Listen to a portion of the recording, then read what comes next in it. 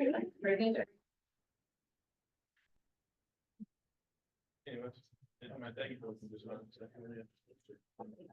right, hereby call the city council meeting June 4th, 2024 at 7:15 PM to order.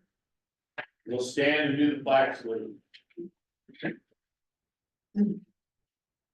Ready? Begin. I pledge allegiance to the flag of the United States of America and to the republic for which it stands, one nation under God, indivisible, with liberty and justice for all. Okay,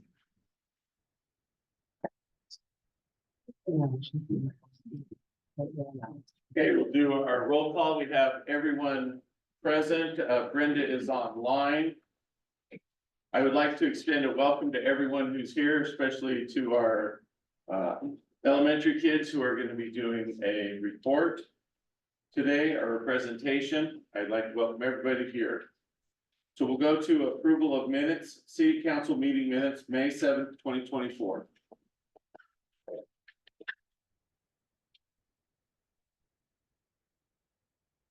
I move to approve the minutes of May 7, 2024, city council meeting as presented. I'll second. Okay, I got a motion and a second. Is there any discussion about the minutes? Having hearing none, all in favor say aye. Aye. Aye.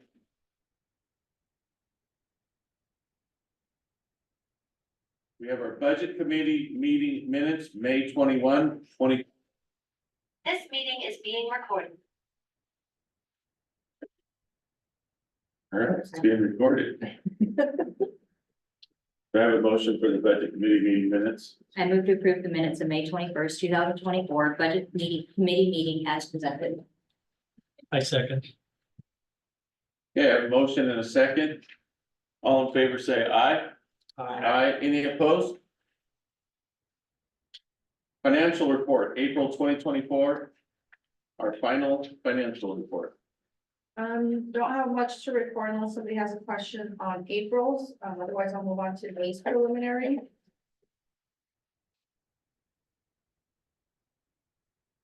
So for May's preliminary, very grateful that it wasn't a very busy month, considering that month I was working on finalizing the CIP, working on supplemental budgets, the regular budgets and creds, along with getting this put together for you. We do have the land purchase, which is currently out of your general fund. That's what the majority of your expenditure is. And then our next and largest expenditure for the month is under the building fund. And if you recall, that was for the IGAs. We had the supplemental budget in May that you approved. And so we were able to pay out those IGA fees to Morrow County. And finally, I'm just going to point out that our interest rates are identical in May as they were in April. So it's the first time that none of them have moved out.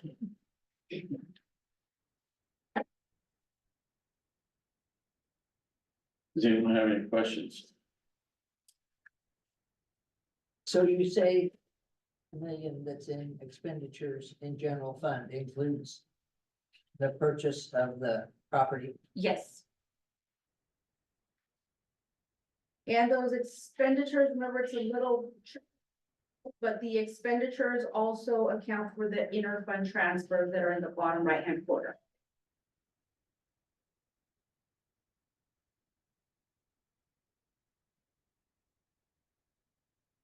So if you look for the general fund, about 8 million of that 11 million was just interfund transfers.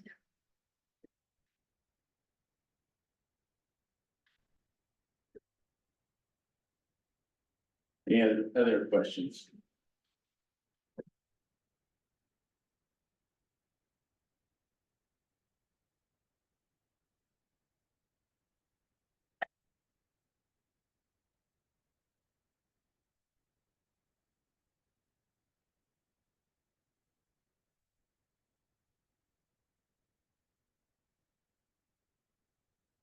I don't have any. You don't have any more No, questions? I'm sorry. Oh, I just double checking, because you're still reading. I'm just trying to read small print over here.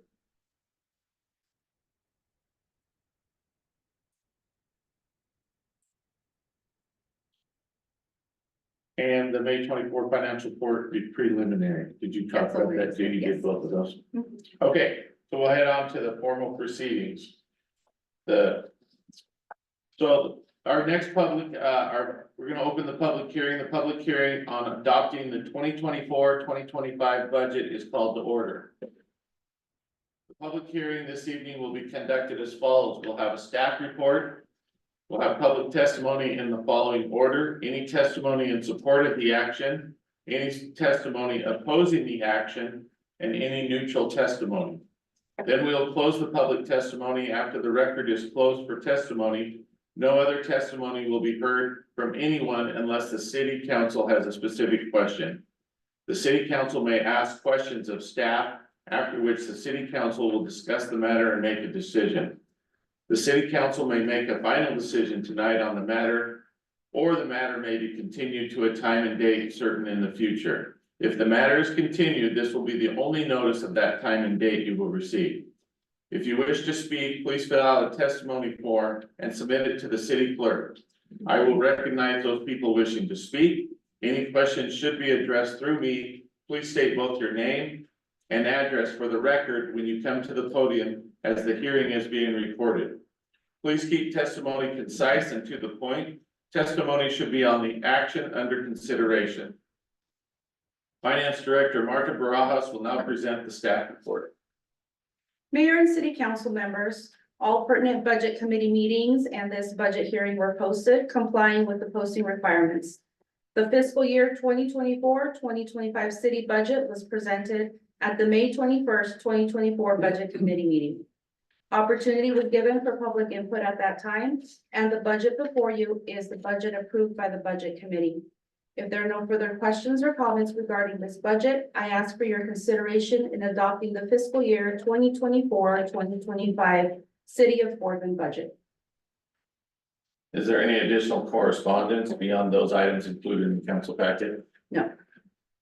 Does anyone wish to speak in favor of the action? Does anyone wish to speak against the action?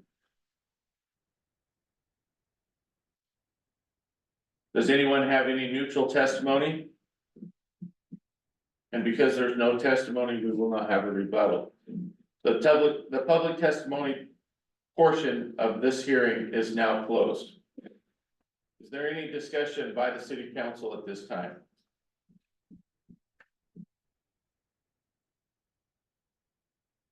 All right, we'll go to our next point of proceeding. The public hearing on increasing the rate structure for solid waste collection in the city of Boardman is called to order. The public hearing this evening will be conducted as follows: a staff report, public testimony in the following order. Any testimony in support of the action, any testimony opposing the action, any neutral testimony. Then we'll close the public testimony. After the record is closed for testimony, no other testimony will be heard from anyone unless the city council has a specific question. The city council may ask questions of staff, after which the city council will discuss the matter and make a decision. The city council will make a final decision tonight on the matter, or the matter may be continued to a time and date certain in the future. If the matter is continued, this will be the only notice of that time and date you will receive. If you wish to speak, please fill out a testimony form and submit it to the city clerk. I will recognize those people wishing to speak. Any questions should be addressed through me. Please state both your name and address for the record when you come to the podium as the hearing is being recorded. Please keep your testimony concise and to the point. Testimony should be on the action under consideration. City Manager Hammond will now present the staff report. So as we have discussed, as it was presented by, the waste management, Kevin. The suggestion was to go with a 37.5% increase, do that all at once, so that is the proposal. As I did share, in the meeting, that right now our option is sanitary disposal. I did look and inquire with waste management. Right now, they're unable to do that right now. but that doesn't say maybe in the future that that wouldn't change, so. That really is the proposal to do the 37.5. As discussed. Does anyone wish to speak in favor of the action? Does anyone wish to speak against the action? Does anyone have any neutral testimony? Having hearing none, we will have no rebuttal. The public testimony portion of the hearing is now closed. Is there any discussion by the city council? So were we all in agreement about doing, so we had, what was it, 3 options, correct? It was do the 37% all at once, and then it's gonna be a standard, what was it, 3% increase after that? Or- Whatever he's Whatever the told C- us, because that's the state or Yeah, whatever. Or we have the option to split it up different ways, and I think that's what we were supposed to discuss, is whether or not correct. we agree with one of those options. One of the things that I thought about was the 37% increase, and then here soon, we're gonna have to do the recycling one on top of that. Correct? Yeah. Whenever that gets installed. Whenever that does. So that could be next year, could be 2 years, whatever, and so. Do we really wanna go 37% up front, and then all of a sudden next year, maybe we have to do the 3%, and then we have to tack on that recycling one, whenever the state says that we have to do it? Would it be better to split it up, ease into it, cause it's gonna equal the 37% no matter what? Right, if you split it up. No, No, it was actually, at the third year, Mm-hmm. it would be more than the 37.5%. It was, So what I'm getting one at of is the that. options was like you'd end up like 3% higher, and the other option was something like 7 or 8% higher. Depending on whatever is. So my thought is like, we're gonna increase it 37% at once, and then all of a sudden this recycling one gets tacked on there too, and I mean, really. That's gonna be a lot more too. so and then the recycling will be totally different, but from what I understand with the recycling, it simply is to pay for a driver. That would be split amongst everybody they serve. The trucks, the containers, anything that goes with it is supposed to come out of a specific fund. And the only thing that we would be asked to pay for is the driver. So you're, Whatever that cost is. Correct. Okay.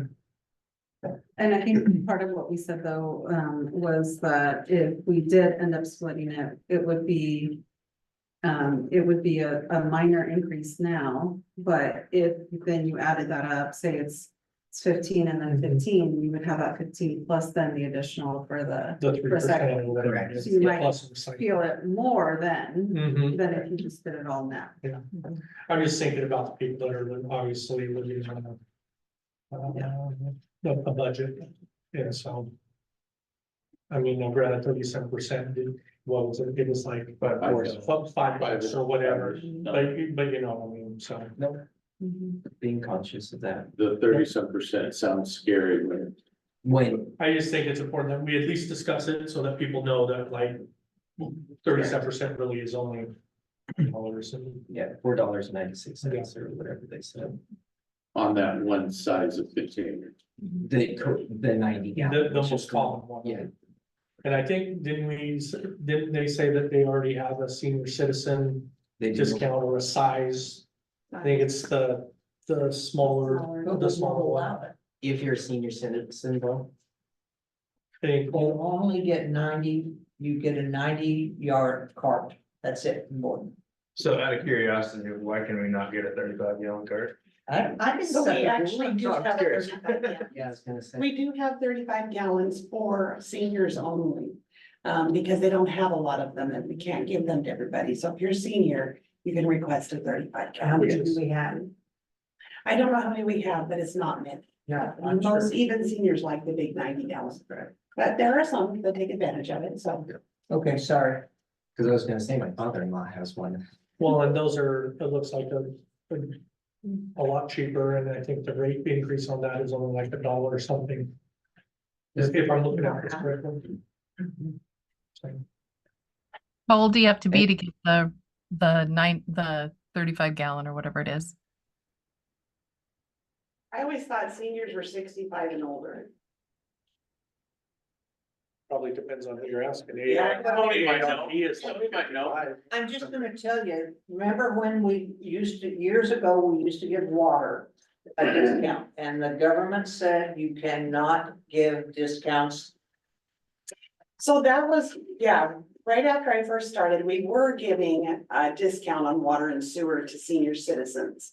But one of the grants that we got from the state said that that's age discrimination. So we had to send a letter out to all of our senior citizens, let them know we're gonna have to raise their rates because we were discriminating against them. Now, I think we paid that one off with this Yes, jail bond, so we're no longer obligated to that type of a situation. But that's what tied our hands on giving a senior rate, was that $1,000. And as we discussed, previously, when Kevin was here, like Boardman is the cheapest. Like, I think it's important to note that too, even though we did mention it last meeting. Yeah. It's important to bring it up again in case somebody new is listening or whatever, because we are the cheapest because of location. yep, and view and how that was established. Whenever that was established. And that we are not the only town that is being increased like Correct, everybody. everyone is. Correct. So, The county just recently, Mark. We took the whole 37. yeah. It's just frustrating that there's only one to choose from, and you, if you don't have garbage service. for now. Yes, For now, I mean, so there may be an option in the future. what is it? This is the third time he bought it, then he came to us, and then he didn't just buy it last year, did he? I don't know when it was the last year, I think he's been there 2 years. So he bought it. A couple this years, year. yeah, it's a couple of years. Well, and I think, And they came all the time anyway. And talked to you about selling cardboard and every other thing. It was a huge process. This guy just comes in and says, can't do any of that. This is what it's gonna take. well, I think what the other thing you mentioned too was that the previous owner used other businesses that they owned to help subsidize this, and that's the reason why rates were so low for a long time, and the new owners don't have that ability to do that. And that's why we're having the rate increase discussion. Well, That's how it was explained. Yeah, that's what he Business explained. plan, I mean, just looking at the trucks that he drives around now compared to the trucks that were here before. I mean, he's updated, and that's gonna cost money, and, And trying to attract drivers too, mind you, I mean, they right. have a salary, so. Any other? I would say take the 37, so that's my. Alright. All right, so we're at the public comment, prearranged, presentation, Bar County Schools, we'll start with, Sam Boardman. We're gonna have some help to make sure that you get to talk into the microphone.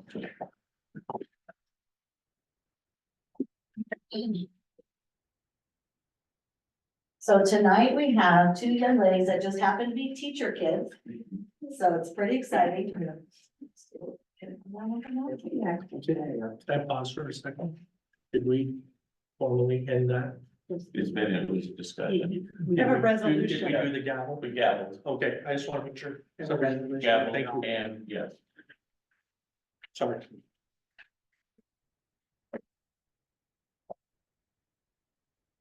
Hello, Mr. Mayor and council members. My name is Alina Chavez. My name is Avery Campos. We would like to tell you about some things are happening at Sam Boardman Elementary. There are only 6 days left of school. Next week, third graders will be going on a field trip to Hanford Reach Center, and second graders will be going to Fort Walnut. So we have a new playground that will be ready to use next week. The playground ribbon cutting will be on June 10th at 9 a on the bear on the playground will be dedicated to Fernando Contreras, who passed away this school year.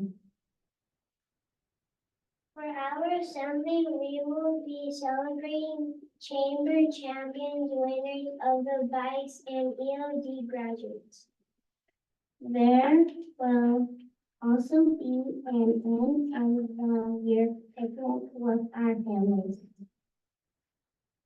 Thank you for your time, and we will see you in the fall.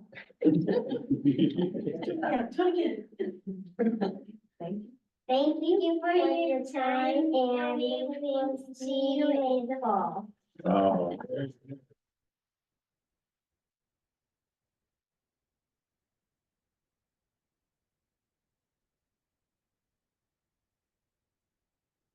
So were you girls super nervous? Were you super nervous? Not quite. Not quite? Okay, hold on, we're not done. We forgot to read something. Okay.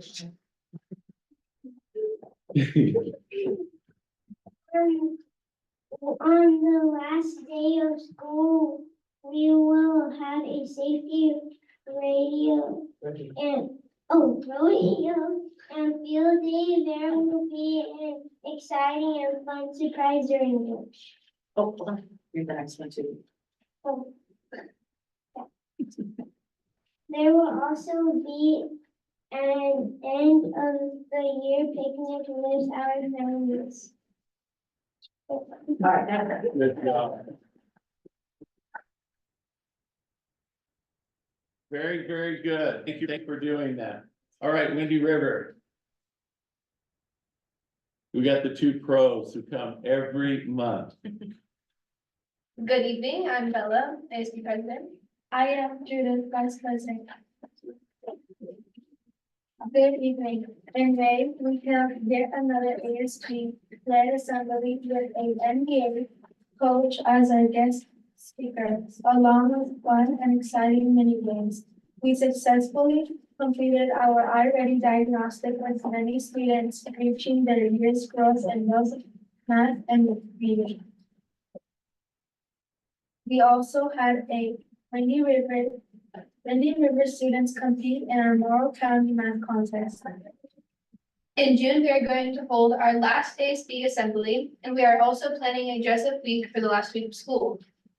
Next Tuesday, we are holding a White Wolf Assembly, which is an event where teachers, including our physical education teacher and music teacher, choose 2 students that show leadership skills and are safe, kind, respectful, and responsible.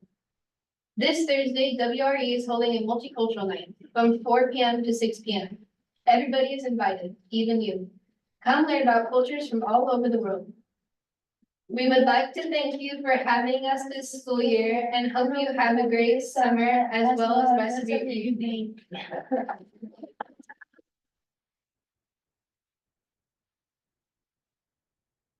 Thank you very much. That was very good. That's probably been one of the coolest things that we've been able to do this year is to have those 2 schools be able to come and share what they're doing. And they get to practice public speaking and being nervous and doing something that I don't think I could have done at that age. And that's just super cool. Congratulations to everybody who did that. Our next presentation will be Cafe Cultura.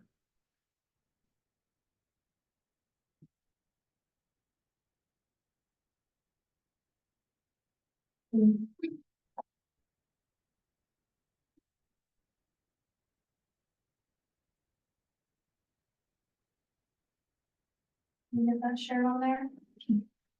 Shirt on there?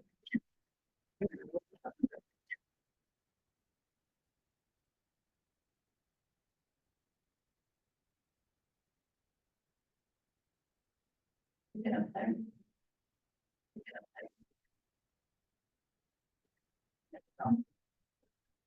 Good evening. My name is Ivana Navarro. You guys know, I'm the owner of Cafe Cultura. Today I will be touching on a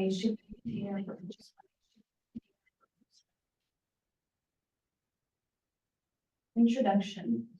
Shipping containers are a widely used indispensable vessel in transport. I'm sure we've all seen one in or around, and if you haven't, you probably haven't. Their popularity has grown over the years for a number of reasons, many of which are going to today. This presentation can explore why shipping containers are an ideal alternative and seek the approval to move forward with one for. I ask that you be open and consider all the different opportunities that have gone about correctly. Main points.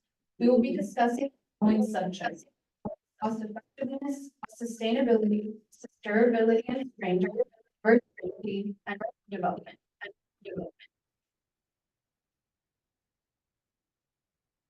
Cost effectiveness. One of the main reasons that shipping containers are gaining popularity is because of their cost effectiveness. The initial costs are much lower than traditional building materials. They are often readily available.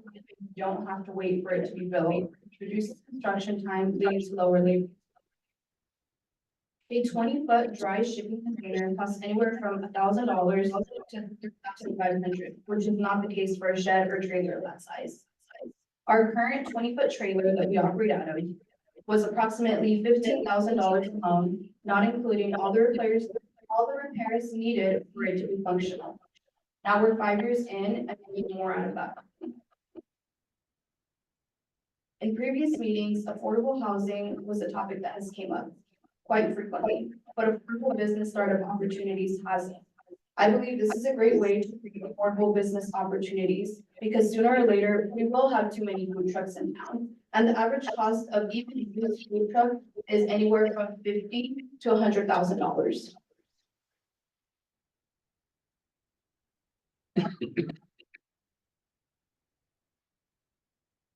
Business opportunities have to be attainable to the local resident to keep up with the continual growth of our community. Not everyone has $2 million to put down for a business. And I don't know about you, but I certainly don't want corporate businesses taking over our small town. Affordable housing is in the conversation, but it's small businesses like mine and all of yours that make Boardman. Sustainability.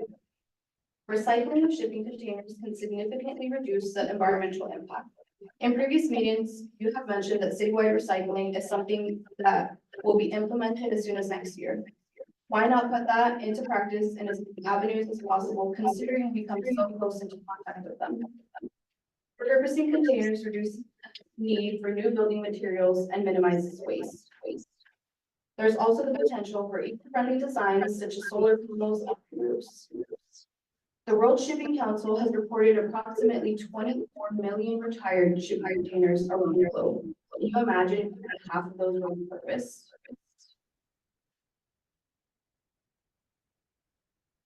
Durability and strength. Does anybody think that this container looks presentable? Anybody? No. Thank you. Is this what we want to see in our community?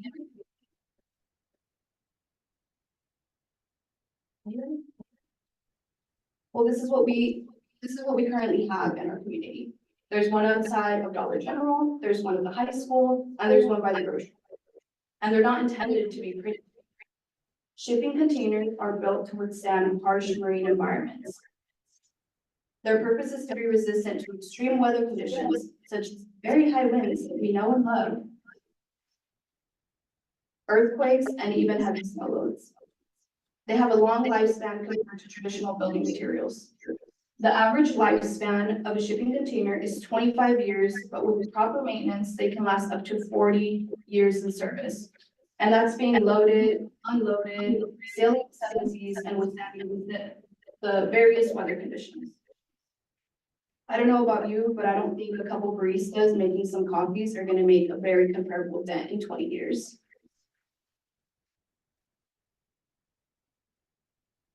Versatility.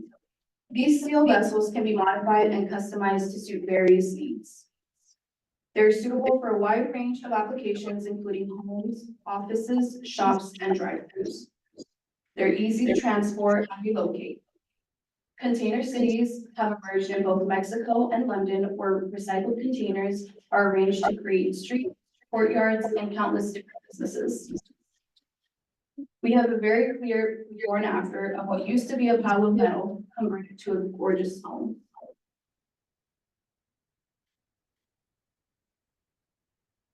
The possibilities are endless. Here we have a gorgeous home, an office space, and even a shopping center.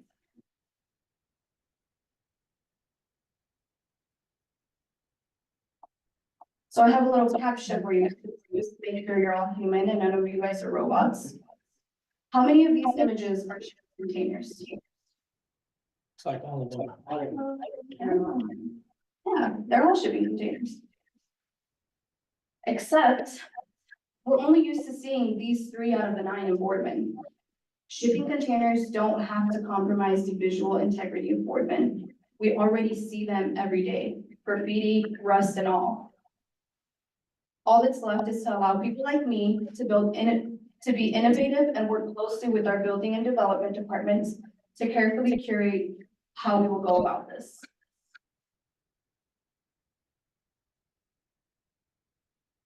This is what is currently being done in our industry. As you can see, we have Starbucks, Dutch Bros, and a Dunkin' Donuts. There has to be a reason why these multi-billion-dollar companies have implemented shipping containers.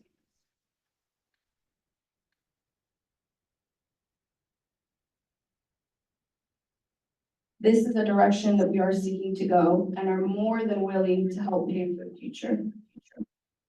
As you can see, these buildings don't look like the buildings in the last slide, and they definitely don't look like shipping containers at all.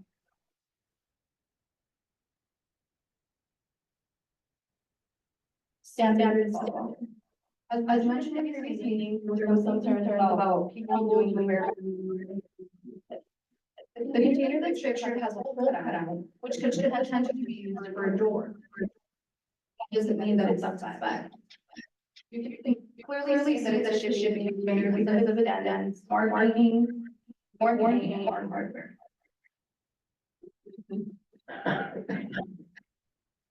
Code development. Ultimately, the codes, guidelines, and regulations are powered. If you want all shipping containers to be collected, all shipping containers to be blue. I understand that we could also do more than can scary, but as you can see, shipping containers are nothing new for a area. I'm simply asking for opportunity to life. At one point, we thought now there's one in the other city.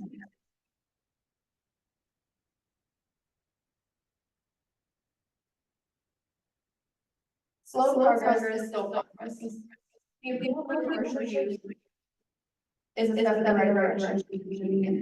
Without open floodgates, then they're not going anytime soon. And as I'm sure you know, Boardman is not asked for in our opinion.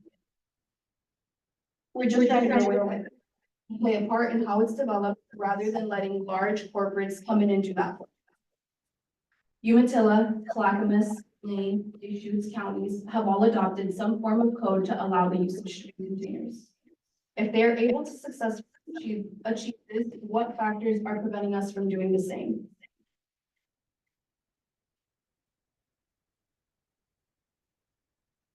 Thank you for your time this evening. Anybody have any questions? I do. I just wanted to clarify something, Yvonne. We had our last discussion, we were really talking about how we do commercial versus residential.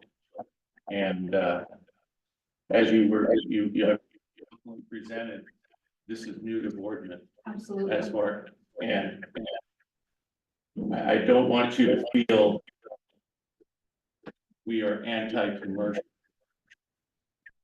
And I just hope that because it kind of felt like maybe you thought you were.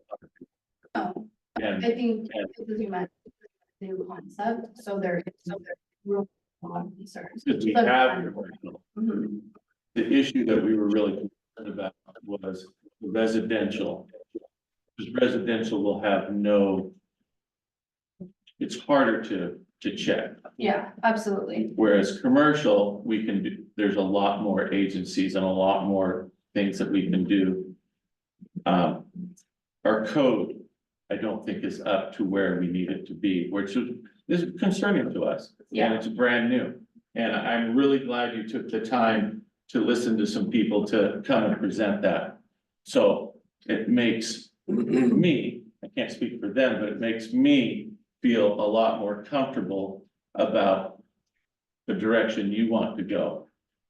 But it also puts pressure on us to make sure that our code allows somebody not just to put a building up with a container and say, I'm gonna, because the code says we can have a shipping container. One person might make it very nice and attractive, or another person might not so much. And I would say that would be my concern. Mhm. I don't want you to feel like that I am not against it. Am I cautious? I want to be cautious, and I think we need to be cautious. Rightfully so. But I love that you came and presented your concept, because if that's the concept you want, I don't know why anybody would want to say no. That's just me speaking. Yeah.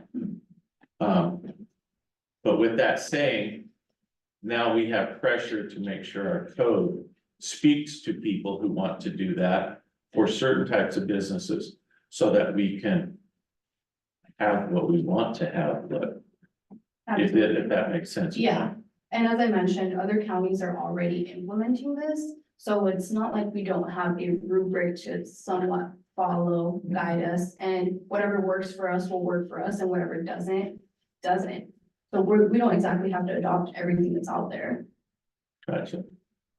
I just don't, I was just worried that after the last meeting, you're hearing same things.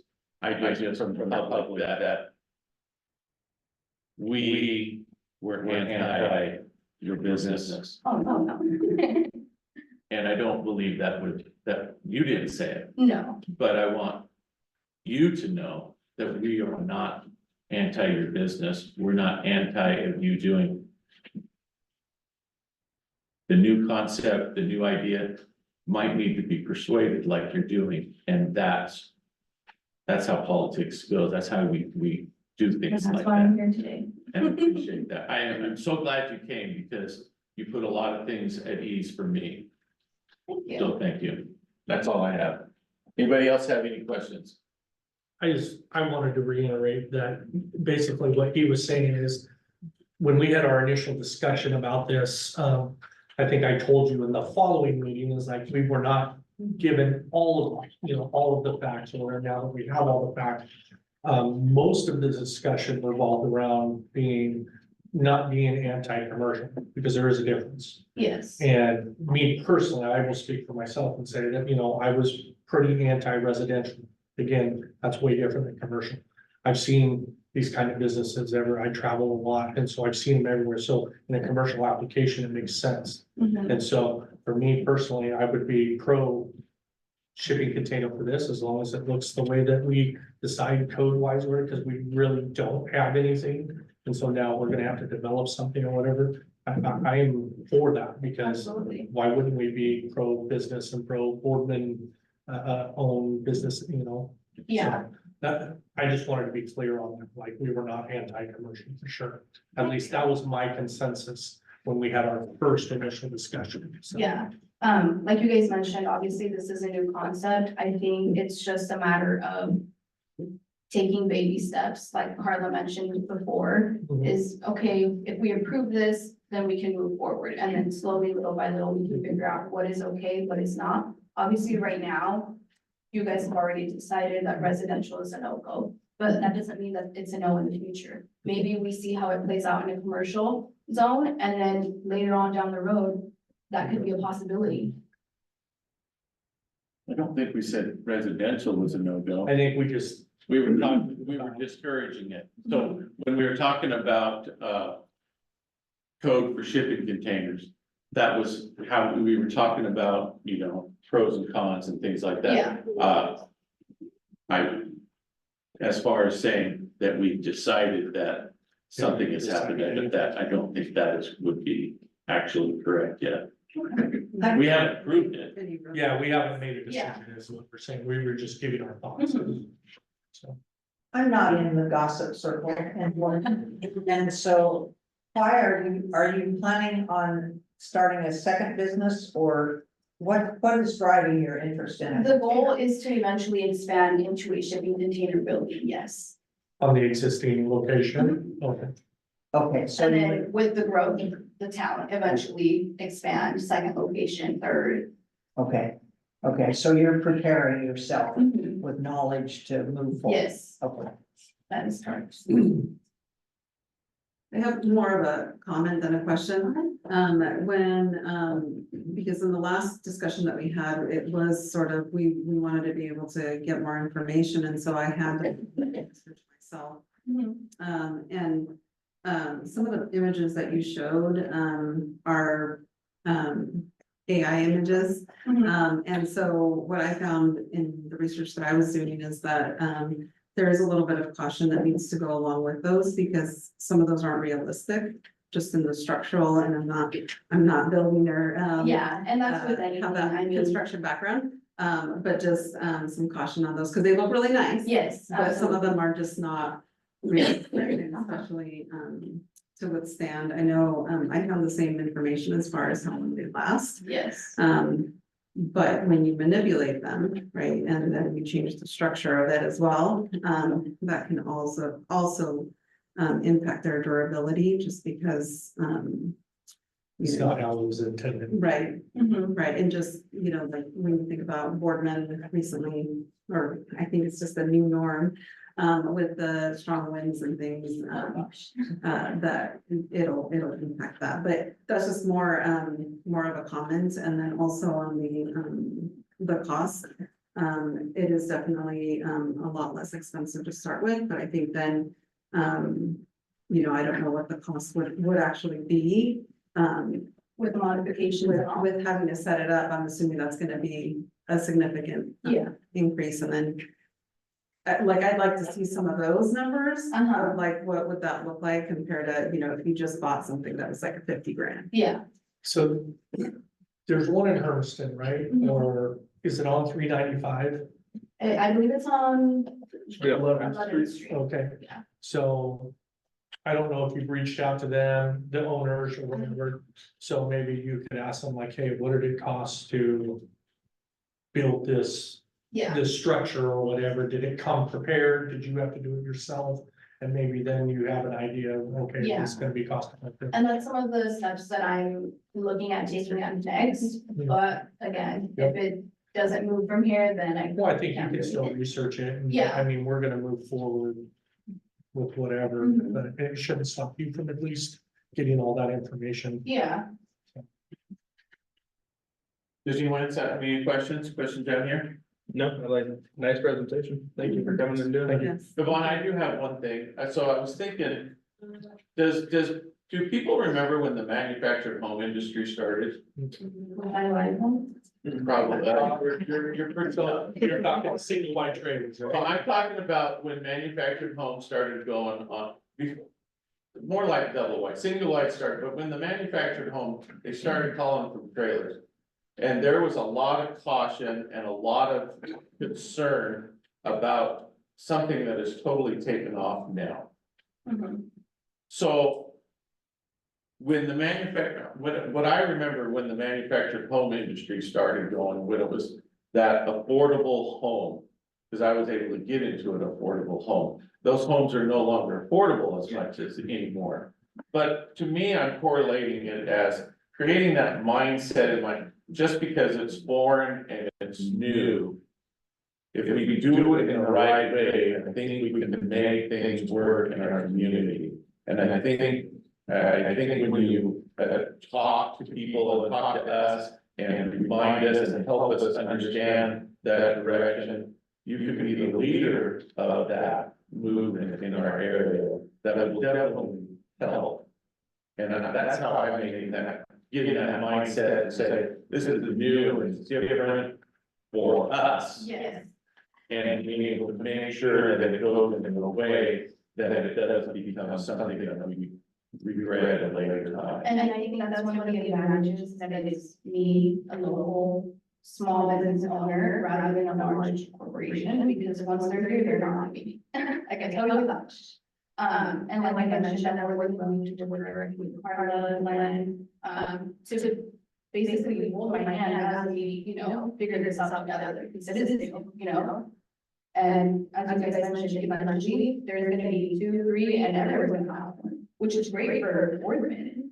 But we do want it to be something good for the town, something that looks presentable, what we are proud of, that we're not maintaining, we regret. Thanks. If you can just share me the presentation, if that's okay, and then I'm gonna send it on to the council. Absolutely. Thank you. Right? Thank you. Thanks for having me.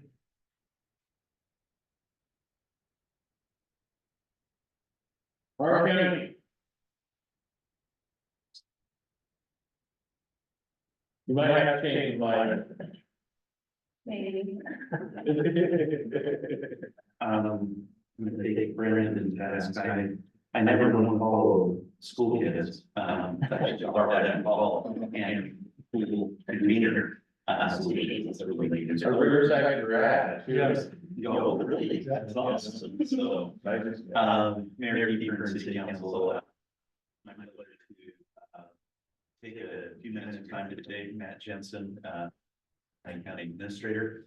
One of the things, the reason why I'm here is to kind of get out of the gossip alley on some things. And just come to you in a public forum and address a few things that the county's working on. Specifically in relation to the nitrate water issue that we have here on northern Morrow County areas.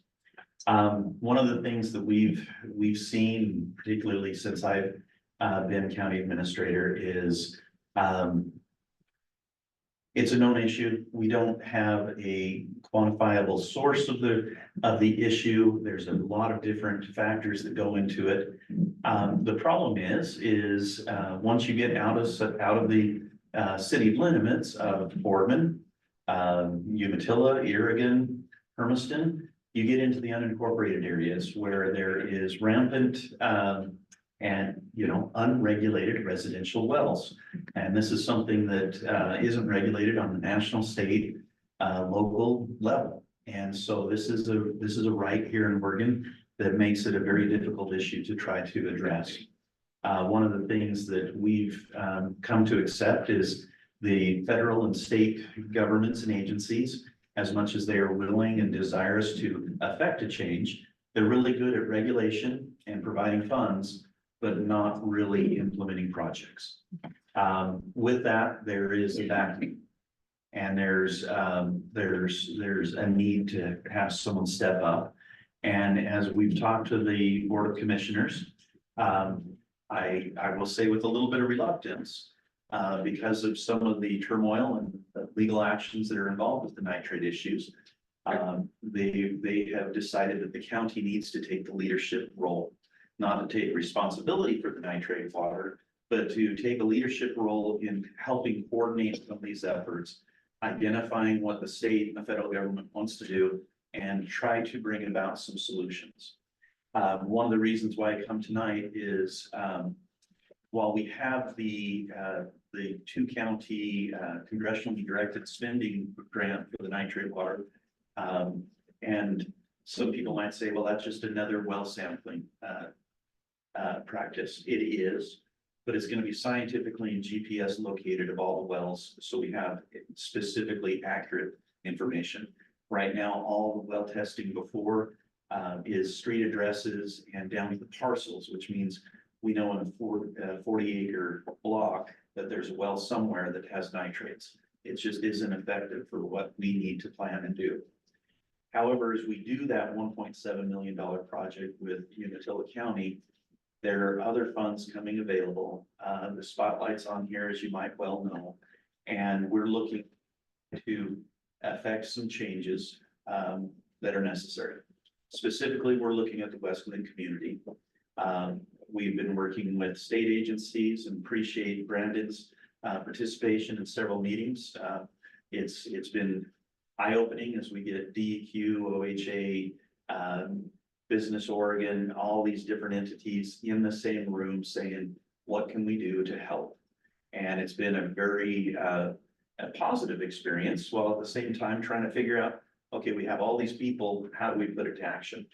One of the things we're looking at is how do we alleviate and provide drinkable water to the Westland community. It's kind of a low hanging fruit, but there's a high density community there, and they're all very high on the nitrate levels. And one of the options we're going to be extending to the communities and having an outreach program sometime this summer, hopefully by the end of July, where we'll be meeting with the residents to discuss a range of solutions. And with some of those solutions, the city of Boardman comes into play.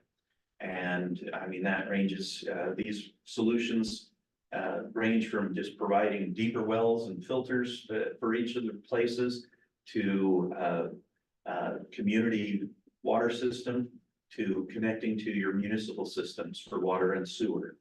And with that, we don't want to get the cart before the horse too far. And we wanted to bring it to the council and just, while we're starting the engineering of the study, we don't have what the full impacts are. We wanted to make sure this isn't something that you, as the governing body of the city of Boardman, suddenly wants to stomp the brake on. We want to be very transparent, bring this to you, but we don't want to make any promises that put you in a bad position. We understand, I mean, you've got great water, you're dealing with your expansion as well. And so we realize that as we go through this, several of the things we want to be cognizant of is you have a very low water rate. Whatever solutions that we look at for unincorporated areas, we want to make sure that that's not endangered.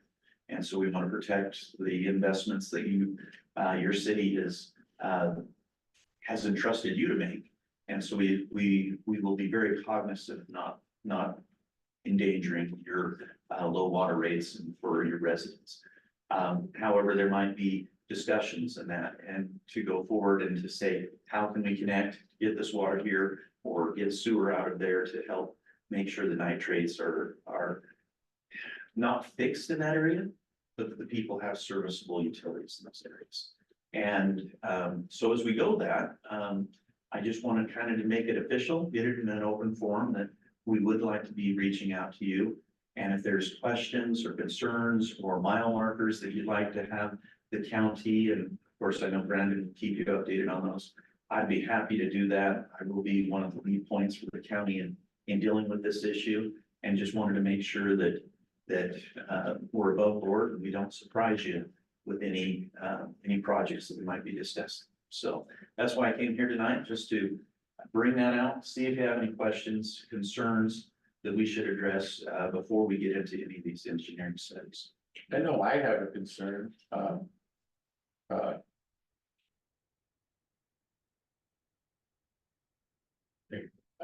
probably say it totally wrong, so who cares? I always do, but shouldn't they have a say of what they want? Or do we tell them what they want? So that's one of the things when the governor came out and had her meetings recently, she kind of told us, you need to go listen to them. Well, we've had plenty of listening sessions. We want to be able to come and say, well, and I will tell you, our strategy is the meeting of July is sit down and say, let's talk solutions. And let them discuss all levels of it. Which could include just flat out annexation, how to get that area to the point where you would accept that as an annexable area, and even consider that. So looking at that, we need to get past the point of just fix our well. Well, we realize that immediately the adjacent Westland, we've had wells went very deep and still very high interest. So the idea is just deepening everybody's wells appears to be on the table. And so we want to go in with them and bring them in and say, here's a couple of options. We can do a community system here, that's gonna be X amount. We can do sand filters for every one of you, that'll be this much, we'll need your participation on it. And here's one where it's very low operating for your part, and it's just a monthly fee that you have to pay to the city, or how we instruct that organization to do. So that's one of the things, we don't want to come top down and say, here's the solution, take it or leave it. But we do want to have, we gotta have some point of finger pointing and just say, let's pull together and let's talk solutions. In fact, that's what I'd like to have that be is, let's talk solutions. And I just don't want to have to pay to provide water. I don't want to pay to serve, pay to the infrastructure. And because they're outside city limits, now they're in growth boundary. I think that's their growth boundary. yes, But as far as building infrastructure out of the city, that's gonna be tough. For me, I can't speak for everybody else. But as far as saying, hey, we could part of the solution, I think that's important. But if it's come and say, well, we're gonna build the pipe and the system to get there. I'm not so sure that that's the right answer, or this is responsible for the city of what's money. the way, and very, very true. I mean, we don't want to put the residents of Boardman pay for non-resident and services. In my last municipality down in Utah, the county had several areas that had susceptible water, had issues with their wells. And as we were developing, the county contracted saying, you put in the pipeline, we'll pay for it. And then we'll take care of the charging for that, and we'll just pay you for how much water they use. There's also the option to create a local improvement district, which will have the Westland residents in addition to whatever grants and funding that we can reserve to pay for that infrastructure, and pretty much just contractually enter into an agreement with the city to just provide the water. Of course, design on that and making sure it works.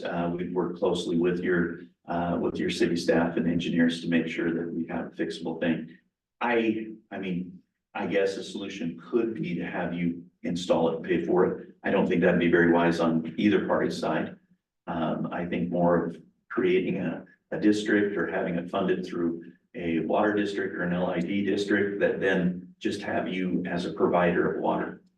I think we have the agencies around here. We have the city, the county, the port, who are able to work together, at least right now. The states wanting to do some stuff. I think there's a way to get it done to where one entity doesn't have to do it all. I agree with you. And I think being that partner is important. I don't think the city and county, or the county and the port should have to pay for it all by themselves. But I think there's a partnership that we could be able to, I won't say call it humanitarian, but maybe it is, be able to do a good neighbor thing to be able to somehow figure out to do what's right. Well, having been in a city manager position, I look at water almost like an enterprise fund. It should be paying for itself. And so while I appreciate that, and maybe we'll talk a little about taking you up on that, we want to make sure that this is kind of a business venture for Boardman. I mean, just opening your pipe and allowing us to get water is big enough. And working with you to make sure how those connections are best served. But in my mind, whenever anything gets set up, even with this health issue, we need to set it up so that the responsible parties, like with the county taking leadership role, gets that infrastructure in place. So I don't anticipate asking Boardman for money in that way. Mr. Mayor, Yes, I'd like to ask one question. yes, you have the floor. Go for it. Well, I've never heard anybody come and mention to the city anything about sewers, so all of a sudden, we're going off on everybody needs to take care of the water, needs to take care of the water, and you come in and you mention the word sewer. Mhm. Which is, seems to me like. Okay, now I've split. Everybody was trying to get good water. Now you're wanting to do sewer, so, and people have talked about, well, we could do a water district. And if everybody was willing to join the water district and this is the fee. So what is how would sewer work in this? So one of the things that we're looking at right now for the initial information gathering and to get some ballpark figures, kind of engineering estimates on different solution areas is we're applying and sending in Business Gov or Business Oregon grants for technical assistance. We're getting one for water and one for sewer. The reason why we look at sewer, and quite frankly, if we wanted to just pass the nitrate issue, it would be a water system. And that might be what we do. If we wanted to look at figuring out the continually degradation of nitrate in the water tables, then we look at sewer. And so, and quite frankly, in my kind of county administrator dreams, I also look at it and say, let's get you some roads. So it's paved. Maybe not up to city areas, but up to county areas, levels of standards. So that they have, you know, paved areas and they aren't complaining about issues there. That's where the discussion with the residents is gonna have to take place. Are they willing to cooperate? Are they willing to go into and have a local improvement district that will take care of either water, sewer, and or roads? And so those are some of the discussions that we have to have with them. Technically on 1 acre lots, they can use septic, but with that density and how much and the nitrate levels, I think if we're putting in water, it's not that much more expensive to lay down sewer pipe and put those connections in as well. A little more engineering on that one, but And probably especially, Yeah. well, especially now because they have no roads. yeah, So it'd be easy to tie in those lines, and my understanding is that sewer septic is also part of the problem with it, yes. so. Mayor, Yes, Brenda had a comment. yes, Brenda, you have the floor.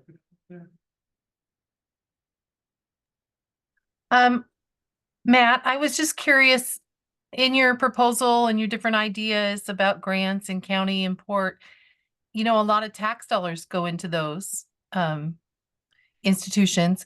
And I'm wondering if the residents who will be reaping the benefits of it would also be contributing to the repayment of those costs.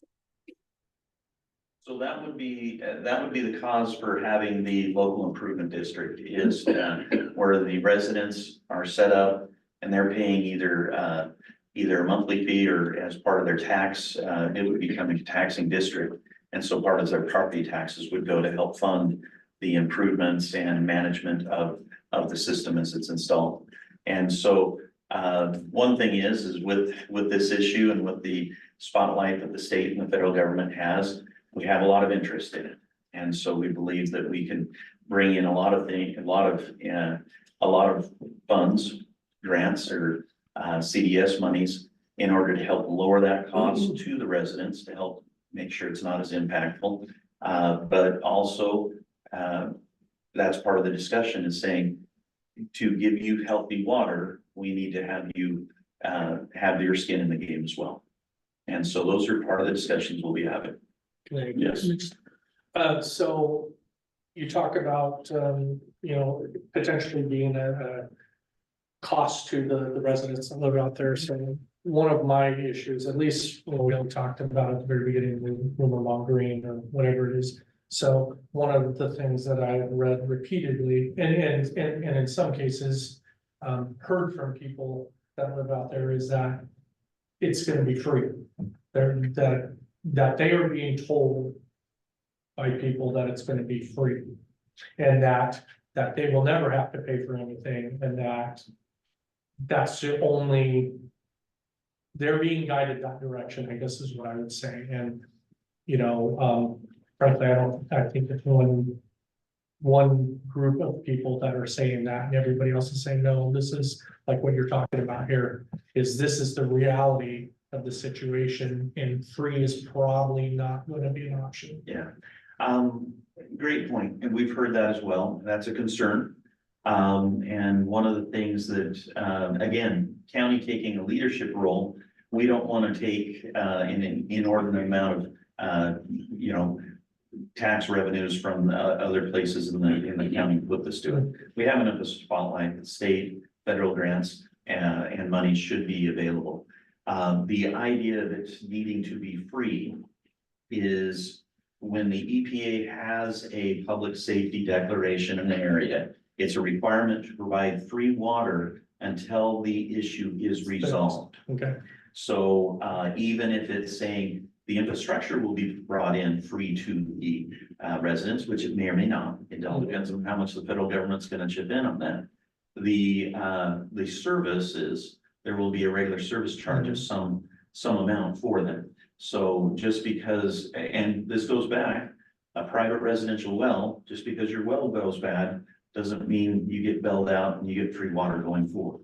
Even running their residential wells, as many of you know, if the pump goes out, you're out several $1,000s, which if you look at that for a monthly water service fee, you got That's a lot. years of payment to make up on that. So that is one of the things, and just to let you know, one of the things we will be working very diligently on, and I appreciate Courtney Crowell with the governor's office. She's putting us in with some great partners to help pull in the stakeholders. And while there's a lot of water under the bridge on this issue, we are looking to pull the stakeholders in and say, let's quit playing, a crash cart or derby. Let's get in our lanes and let's all work in the same direction. We might still have quibbles with how fast or what the priorities are, but let's start working together and be stop gaps and stop checks for each other, but not necessarily pointing the finger. It's gonna take a lot of work, and we've already had outreaches with several stakeholders that have had issues with the county's lack of action. We've had some fruitful discussions with them. And yet there's gotta be a lot of trust rebuilt. And the nice thing is Courtney Crowell's put us in with some third-party groups that should be able to come in and help alleviate or mediate some of those issues and help us move forward rather than just the back and forth that's been going on previously. Thank you. So when this meeting you're gonna have, hopefully maybe July, Yes. where are you planning to have it and who's invited? Specifically, we will be personally inviting the members of the impacted area that we're looking to do. So Westland and the areas immediately around it. While it will be a public meeting, I mean, we'll post it here and that, we haven't determined on a location. And so once we get that, we'll make it available and known. As I said, I might be walking around with a translator and personally dropping off invitations to the 70 some odd people that live in West Glen and making sure that they're aware of it. But it will be an open meeting to other interested parties to come and attend. So you're not gonna turn away people at the door? I'm hoping not to. I just wanted to make that. If it's a full clear. house, We're just giving you the. Yeah, I'm just saying, like, cause past meetings that didn't involve the county or whatever, they turned people away at the door. And I don't think that's right. Well, we're one of I'm our, not saying that the government did that. yeah, I'm saying other entities, yeah. we are, I mean, our communication forums from the county might not be as concise and widespread as could be, and we're working on those. But one of the banners that I put up is transparency, and we're trying to fix some things and having these kind of meetings are important. We've had some really good meetings recently with the circuit court building location and have had some great feedback. And We anticipate that maybe some of these early meetings, we're gonna have to put our thick skin covers on and take a few barbs and just show that we're committed to move forward and talk solutions and see what we can bring about for that community. As that goes, we're hoping that that creates kind of a pilot study group for other solutions that might go out. Westland's pretty unique. We think of one other community that might be in the same situation here in Morrow County that could use a similar solution. But most of the other unincorporated area, that's not going to be conceivable to fix it that way. And we are still committed to go through that. We'll be looking at all options, and quite frankly, we'll be looking at that nitrate study that we're doing with Umatilla County to quantify specific areas that we need to target. Well, you know, make a good point that it could be a pilot program or pilot, whatever you want to call it or whatever, and if it's successful, because I'm sure we're not the only town, area, whatever, dealing with these kind of issues in the state. So maybe it's something that could be like, hey, look at Boardman and look at what they did, or look at what Morrow County did, and so on and so forth. That could be a good thing. I'd like to be a positive case study somewhere. That'd be fun. That'd be a good goal. Yep. So. Go ahead. Thank you. I had a question. You said that you wanted to be able to present, some options. Is the county going to, want, everyone to be on board and have this unanimous, or if one person says no, then you can't move forward? What is that gonna look like? Has that been decided? Well, if we have, anything for like a local improvement district or a water district would require a certain percentage of the property owners to approve the formation of it. And, so it doesn't have to be 100% unanimous, but there has to be a kind of a super majority saying, yes, we understand and we're willing to do this. And that means some people who aren't on board will be dragged along. But we do want to make sure it's kind of the majority of the community that is agreeing to that. And hopefully as any projects are implemented, the others will see the benefit of it. So. And then my other part is gonna be a comment, not to sound like waste management, but if the city, which I understand the fees would essentially go towards that, but if we end up needing to increase because the city workers are the ones that maintain and go out and do, all of those things, that if that is the case, then we need to look at increasing. I'd like to know, like, is the fee that's gonna be charged, is that gonna be sufficient? Or is that gonna end up being something where we end up having to increase everyone's to compensate for that? Like, just in the future, I'm looking at you, city manager. Like, those are just some thoughts that come to mind, as we look at some of these things. And one of the things, just with my experience with other cities, you can set up an out of city water rate if you wanted to do that. With this would be a contracted area where, it could almost be reviewed on a yearly basis saying, okay, what's our impacts? How do we level this out? Almost have a true up at the end of the year. There's a lot of unknowns and variables and solutions that could be done. And those are things that definitely would not be taken lightly, and would come before this body to work through some of those issues and make sure Boardman City is covered. So if they were to get city water, does that mean that they would no longer get water from the irrigation district? So did I ask that right? Does that make sense? Like right now they're getting irrigated water, or they're getting water from wells, correct? They're getting water from wells, yes. Okay. Do they also get water from West Extension? I'm not sure about that. That's a good question. So that's what I'm getting at. Would that stop? Because I know, what is it in Irrigan? I think they have two options. They can get water from West Extension in city limits or city water, and there's a considerable difference. Is that culinary water or for use? That I don't know. I recently found out about that they do have two options there.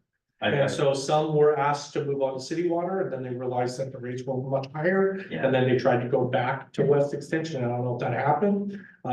Oregon's very unique and I think in how they put their water and from my knowledge, most of them are on private wells. And so it would be a decision on that.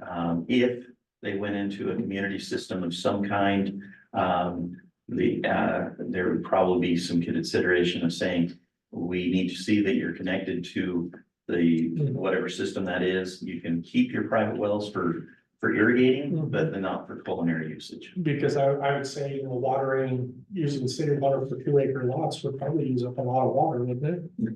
That's why West Extension That's only not- used irrigation. Irrigation, They okay. don't do potable water Okay. at all. Okay. So. It's a little gritty if you try to drink the water Yeah. without that. So, yeah. Thank you.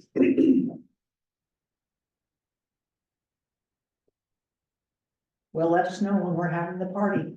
We will keep you aware of those. Can't be July 3rd, No, it'll be later in the, and then an anniversary. yeah. So, thank you much for your Thank time. you. Appreciate it. Is that 70 people or 70 lots?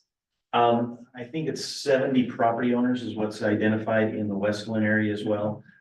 There's some right outside of West Glen that would be inviting as well. Just because their nitrate levels are high and it makes sense if it works out. If it's close. Yes. Thank you. You bet. All right, to our action items, our resolutions, we got a lot of things to pass. Or at least to try to pass, or just, yeah. Resolution 11-2024, adoption of 2024-2025 budget. I move to approve resolution 11-2024, a resolution adopting 2024-2025 budget. I second that. I have a motion and a second. Is there any discussion? All in favor, say aye. Aye. Any Aye. opposed? Resolution 12-2024, imposing and categorizing taxes for the 2024-2025 fiscal year. So I had one question on that one before. You know any further? I think we have to get a motion and a second and then. Oh, have before discussion. discussion? Yeah, and then- so we need a motion and a second, and then we'll have discussion, if you don't mind. No, that works. So I move to.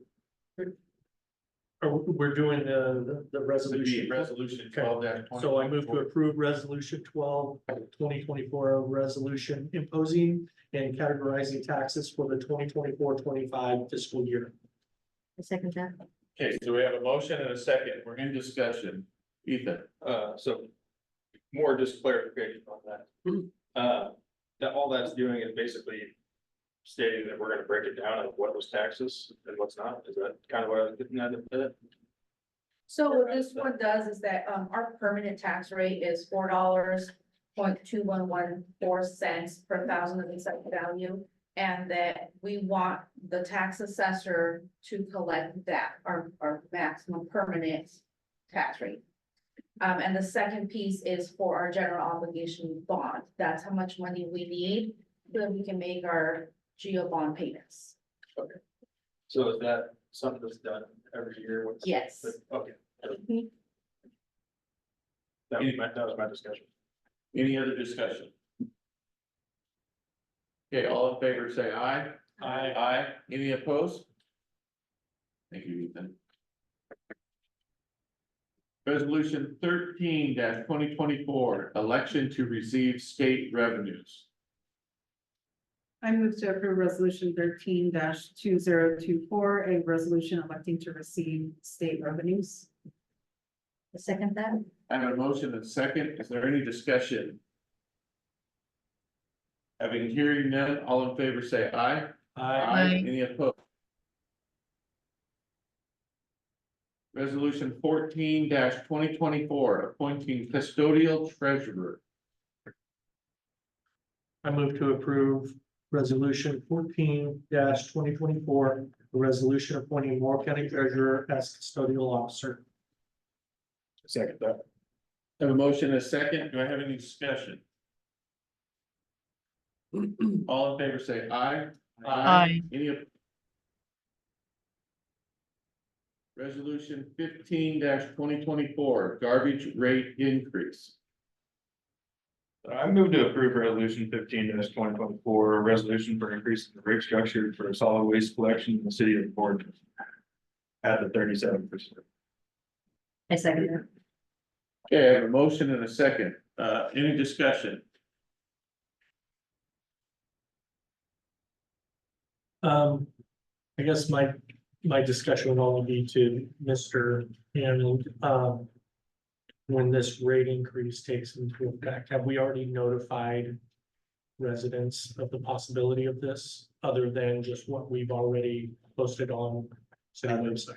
Nope, other than what we've discussed, what we've posted, that's what's been, once we officially pass it, then it will be notified, shared out. So then when we share that, whether it's by mail or on the website, should we discuss like why we came to this consensus so that people understand like we weren't just being haphazard about it?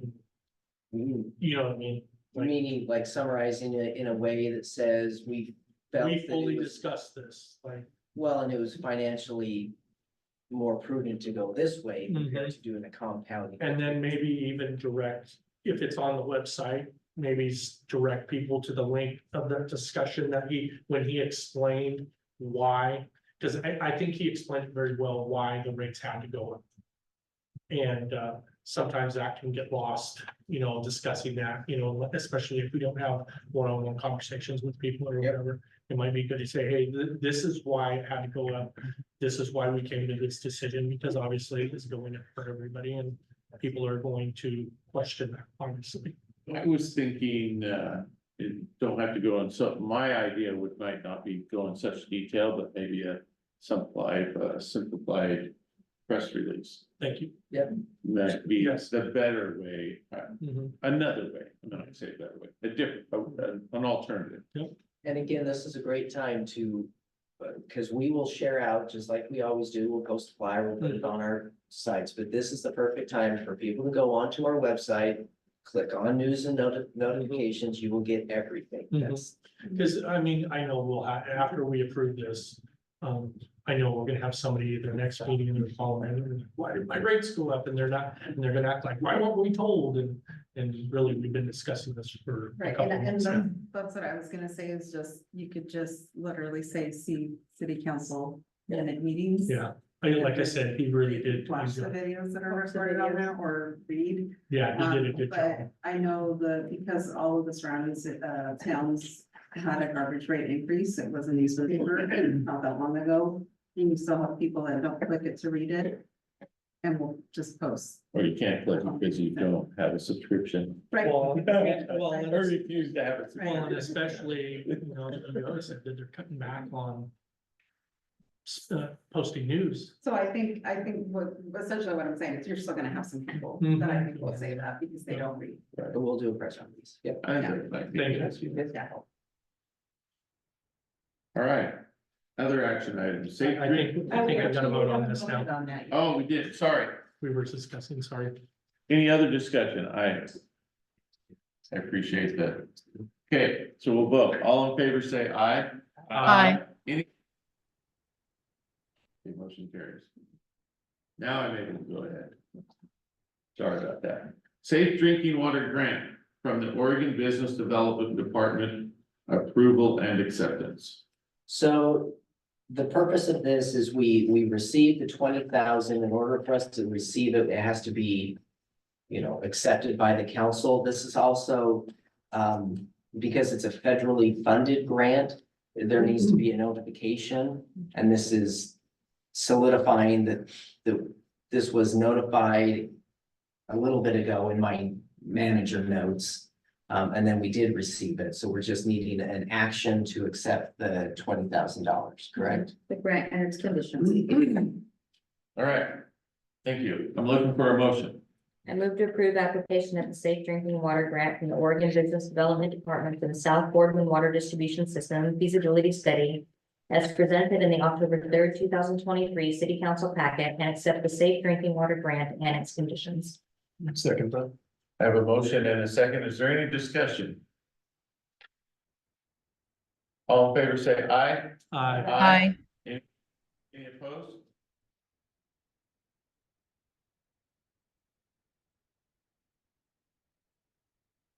FY 24 Community Project Fund, Boardman Business Opportunity Incubator. Same thing, federally funded. We need to have an action accepting the 1.5 million. This is for the incubator project. This was in connection with the BCDA. So we completed the grant and we're funneling it through BCDA, but we just need to formally accept the 1.5. And again, this is the solidifying that you guys are accepting the conditions and all that. I move to approve application of the FY 24 Community Project Fund Boardman Business Opportunity Incubator Grant presented in the March 7, 2023 City Council packet and accept the FY 24 Community Project Fund Boardman Business Opportunity Incubator Grant and its conditions. I second. I have a motion and a second. Is there any discussion about this? All in favor, say aye. Aye. Aye. Any opposed? Aye, sorry. I was waiting, sorry, Brenda. Any opposed? Motion carries. All right, we're at our part where our public comment. Any interested audience members are invited to provide comments. Anyone may speak on any topic other than a matter in litigation, a quasi judicial land use matter, or a matter scheduled for public hearing at some future date. Is there anybody that wishes to have public comment? Was there anybody online that wished to have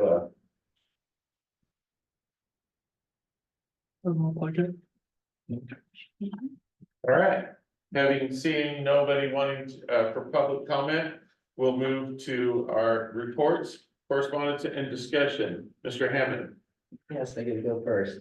There you guys are. Well, you kind of told me that, but I probably shouldn't have, because we didn't change the order at the beginning. I think you can change it anytime. Boardman, go ahead, go. Thank you. Okay, so if you'll go in my section and then click on the charter. I'm gonna go through, I just have 3 areas. Your section of charter. So go to city manager, under city manager, click on charter pump.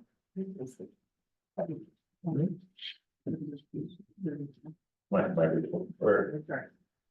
That's, Yeah, just a little scroll a little farther down. It's page 84, Thank you. starts on 84. Okay. So Okay. again, needing to solidify, this needs to go to be ready for submittal August something. I want to make sure that we're all on the same page. So if you'll scroll or look down, section 12. This is the section where it was discussed that said in section 12D, neither the mayor nor a councilor may be elected as a Port of Nora commission, nor a Morrow County commissioner. That was discussed. I want to make sure that we're still. Again, we have gone, to the public, no input. This has been discussed, so I'm keeping that. Okay. If you go to section 24. This is the daisy chain. Was there any comments on the daisy chain? That's number 8. In section 24, filling the council vacancies beginning with 1 council member will proceed as follows, last remaining. Does that sound okay? Okay. And then the last one, Chief Soko does have some input. This is section 29. This was the concept of the conviction. Again, this is not whether to run or not, but this is I am a current mayor or councilor. And the idea is conviction, that is a key, not accused or whatever, but it's actually conviction of a misdemeanor or felony crime. Chief, will you share your thoughts? So before you have that language that would, if somebody as a city councilor is convicted of a crime, either a misdemeanor or a felony, they can be removed from office. There's a lot of discussion about it last time. I can tell you a little bit about the class A, B, C and class U misdemeanors. And I can talk to you about the felony. You guys have to decide, is that something that you want to do? Do you want to limit it to just felonies? Do you want to limit it to both felonies and misdemeanors, you know, limit to person-to-person crimes.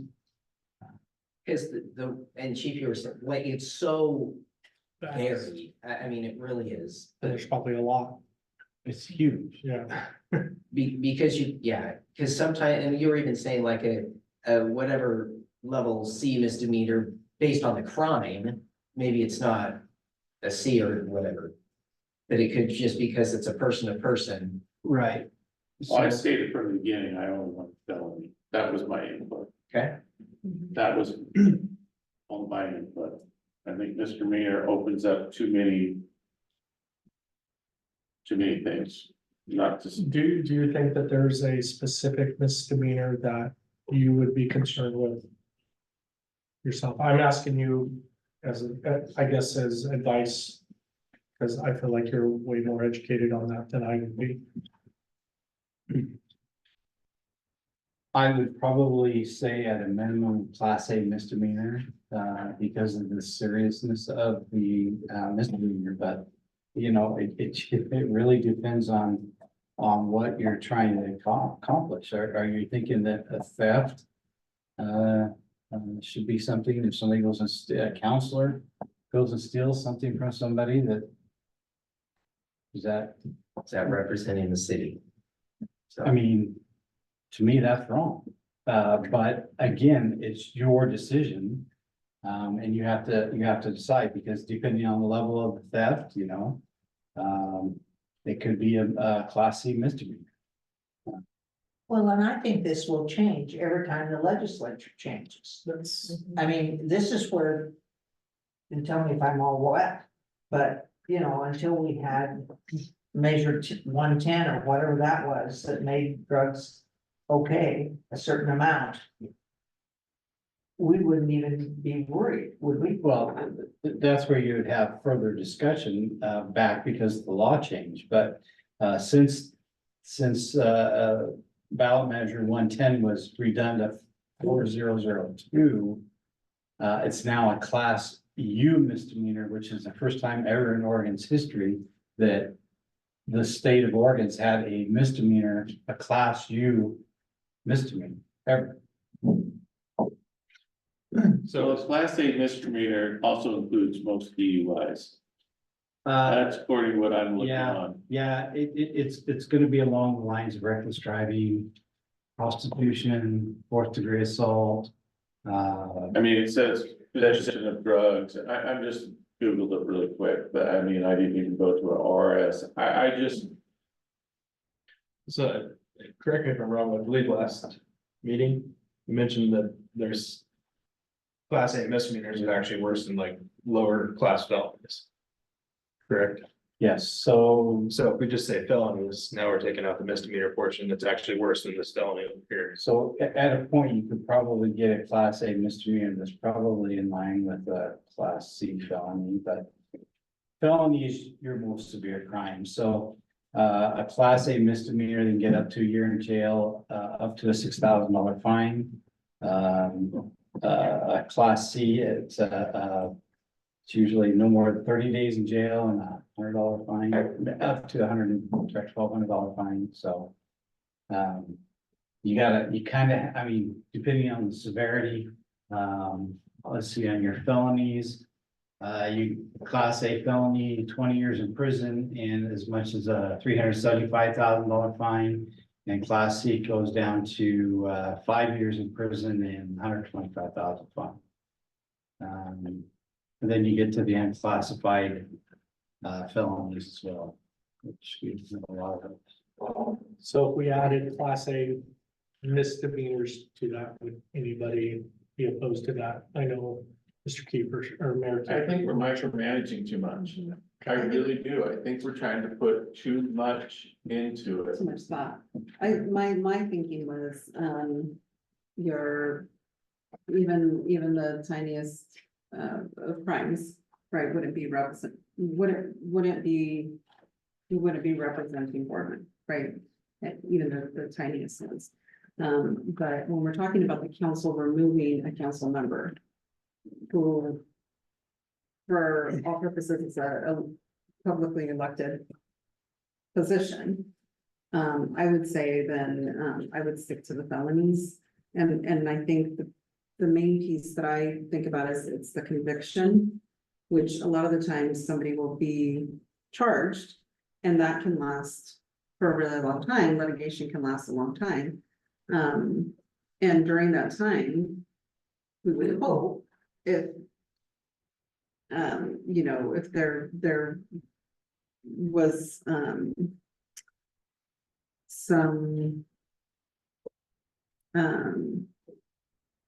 I think it just varies from person to person, but some self-respect, perhaps that they would resign. Yep. So I think that we are giving it way too much thought, And just remember, like, there is nothing we can do if they're charged, yes. but there's like, no conviction. If it's not in the charter, and you will have, and again, you'll have community members, hey, why don't you get rid? Like, no, it doesn't work like Well, the only that. way they can do that is through a recall, Correct. Yep. but it's kind of it's just hit home for us. That's why there's so much discussion on this. And for the recall, that's different. Right? Oh, totally, I mean, There yep. doesn't, Anyway, there doesn't yep. need to be, like, is it a class A or, you know, No. like, that wouldn't matter. No, I think it's for us deciding Heather's gotta go, right? Like. and I would assume most felonies would remove someone anyway if they had jail time because they couldn't It wouldn't be any of the fulfill the meetings. obligation. Well, That would not be an excuse. not a guarantee. You are in Oregon. Yeah. Okay, so anyway, moving, and again, you don't have to make a decision now, it needs to go to the voting, be published, and I think that was it. If anyone has anything else that comes up, please let me know. So yeah, so I agree with Paul. I think misdemeanor should be removed. Yeah, I'm. Just felonies, just felonies, If we can just, Just stick with penalties. so that's section 29, felonies only, section 29. section 29, remove Line misdemeanors, five. keep felonies. Got Okay, it. on the animal control and the municipal code, we don't have to go into any depth. My hope was that you had a chance to look at it. I am gonna go June 24th here at City Hall, have an open session for people to come in, talk about it, get their input. Is there anything that was blaring that you're like, wow, we really need to get rid of this? I think most of the discussion probably revolves around chickens. Is what I, for that's that what I one. looked at anyways. My only thing, and you'll probably bring it up, was, you know, we allow it. There probably needs to be some clear direction on what do you deal with the predator, how do you deal with the predators of those, because that will also come to, I know it said something about owners couldn't just kill their chickens, I think is what it said. Okay. Unless it was for euthanasia, like there was something wrong with them, they had to. And did you want to remove that, keep it? Again, this is the. I just want, I I mean, mean, others. I just think about it from the standpoint is like, what are we gonna do with like all of the things that will come in, like, there's a lot of things that kill chickens, and I guess that would be a concern for myself, is like. I didn't find the spot, sorry, so I know that, I can't find it now. Can I, kill one of my chickens and eat it? I think it said you couldn't. Based on that, but if we want to remove it. I wanna kill it, I'm allowed to have a chicken in the community, Do you know and I what? can't kill it. eat That's it. what I'm looking for. So the limitation on that is the focus would be to allow chickens to be held for the egg production. Not necessarily to buy 6 chickens, raise them, kill them, buy 6 Yeah. chickens, raise them, kill I them. think it was pretty clear in there too. I think certainly when the chicken when you get to the point where the chicken is not producing or something, kill the chicken and eat the chicken. I don't think anybody's gonna come and code enforce you for that. But I think what the intent was, as I understood it, we're raising chickens for egg production. If that's the case, and not for meat, then we are saying you can't raise them to slaughter them. It's not a slaughter. something you can't kill your chicken when it's no longer producing or it has some defect. So, and you had to worry about What's that? sanitation was the Right. big thing in there too. Right. Was like, if you're Right. just in there using them for butcher, like, how is that gonna be sanitary? Right. Slaughtering of animals can be really ugly, Mhm. Yeah. Sorry. I didn't nasty, mean to stinky, messy. Yeah. So, but something about wording of being able to kill a chicken if it's done You in. already got it in there. I read, wherever I scrolled down today, I saw it. That's right. It said something to the fact that you could not just kill, it had to be for egg production only. You couldn't just kill your chicken whenever you felt like it. Add something like, something about euthanasia, like you could only kill it if it was like sick or it's not produced, it's something to that effect. And you know, then it talked about being sanitary and all that other stuff. When we start getting into the butchering of chickens, I think that's way different. Okay, So, and I then the think- predators having something. about yeah, I think we need to be mindful of that. Like, that's gonna be an issue. I mean, there, like I said, there's a lot of predators that kill chickens that Yep. a lot more than people. Like, I say, we were talking the other skunks. Skunks kill chickens. Sounds raccoons, Owls. coyotes. Owls kill chicken, well, they just take their heads off. But the point is, there's a lot of other things that we would probably have to deal with in city limits now because of that. So, And then anything with the business licenses that stood out, I had, chicken? well, chickens, I said, I thought maybe we're gonna have to list pot-bellied pigs. Oh, When yeah, it yeah. comes down to, a pet. mhm. That, you know, they're not exactly called a swine, I mean. You know, because they've got short legs, and so, I don't know, you know, we're kind of opening a can of worms. We're just, But we've had the pot-bellied pig person. I mean, we've already caught the pot-bellied pig person, So adding something that potbelly pigs are I allowed. don't care, I just wanted to have somebody talk about it. Okay, I'll look something up. Potbelly pigs. They're clean, that's all I would say. Pigs are actually pretty They're clean. very clean. so how does that not fall under like swine? It's still a pig. Because it's not gonna grow up to be 500, 600 pounds They're like Gotcha. a normal pig would. Well, in here it said something about pets, though. In some of the definition here, Okay. see, I highlighted mine and then I lost it. Or I could tell, but. And so I thought, okay, because we're here like at, exotic animals means like cheetahs. And other cats. Well, I think it talked about horses, pigs, Right, cows, there was another. And that was all the saying that Yeah. it's not allowed. Mhm. Yep. So it says chicken means the common domestic fowl or its young. Since we put chicken, that's the only thing they can't have geese and ducks, is that? Yeah, I think it said hen is what it ended up saying. Well, it says chicken means the common domestic fowl or its young. Gotcha. Well, there are other common domestic fowls.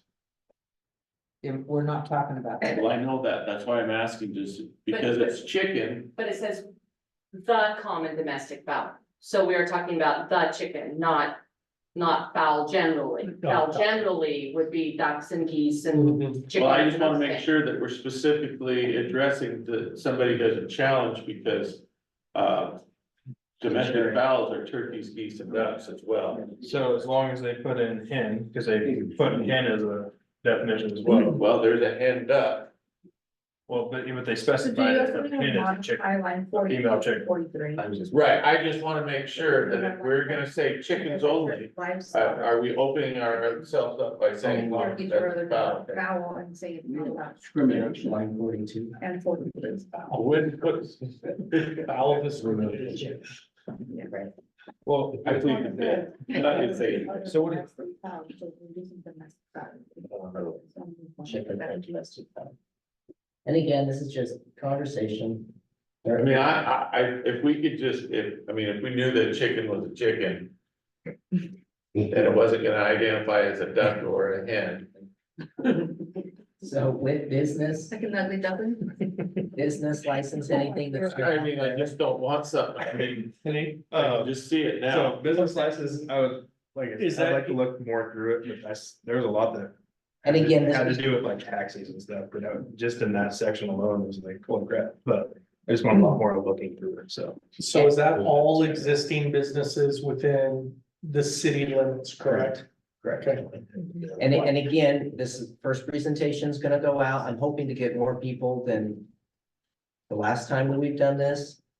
To get some input, but again, it's gonna come back to you anyway, and we're gonna change it, but I didn't know if there's anything glaring that you're like, hey, we definitely need to address this, so. So if the numbers, line 16 just bugs me, and maybe I'm just making too much. Are these chicken still? It says chicken means a common, Line 16? it just says chicken means a common domestic fowl or it's young. I just want, I'm making note. I just want it, so it says chickens. Yep. I'm not against chickens, I just. If somebody Bring wants in a the duck, word fowl, yeah. Yeah, you wanna make sure that it's just chicken, not anything else. and if that means that it's only a chicken, then I can live with that. So I think the clarifying point is in the next section, what will become 6.04.040, which is the standards for chickens in residential use zones. So we've included definitions, we've defined what a chicken is, we've defined what a hen is, we've Right. defined what a rooster is. It's all that, The yeah. standard is for the raising of chickens. Not ducks, not geese, not anything else. It's for the raising of chickens.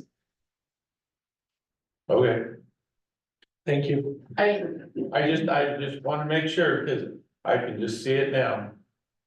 Well, doesn't mean it's not gonna happen, but as long as it means chicken.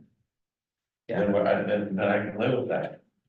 Let's move on to, the mobile sidewalk. I don't think you get to. What are you pointing at? Can I ask a question? It's a couple minutes after 9, not a real big deal, but I got some babes that need to go to bed.